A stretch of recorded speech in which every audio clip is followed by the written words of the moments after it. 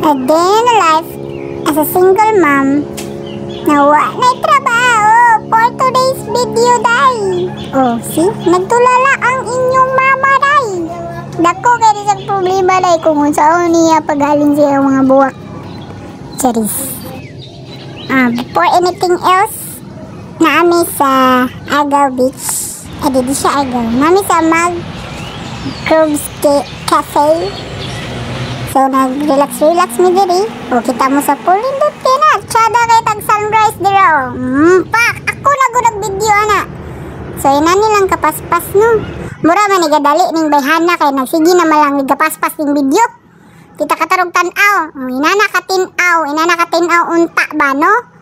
Diyan lang. Sana man yung pagka burst over. Uy, muragwa man dyan ni Klaro. O, kanaday kay mga barbal na daday. O, pwede ka kungkuan ba mag-like kata-kanta. So, inindot siya og view, day. Yes. Timing nga lang yun na pagsuri na mo, guys, na hunas kis tananday. Wajig dagat. Dere, kay burajit tagi kasal. Na-fidget ako, nagikasal ko dere. Charis lang. Inana, kanindot ang Groves Cafe / Balasa Resort. Diha, restaurant na nila day. So, takatakal akong video. Tanawa ra, usapang video. Balik na siya sa pool. Muragi amo-amo. Kaya balik-balik.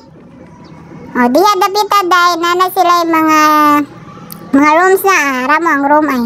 Mga 1-8 ra na day. Good for 2. Pero nakasuod taon mi tanan diha.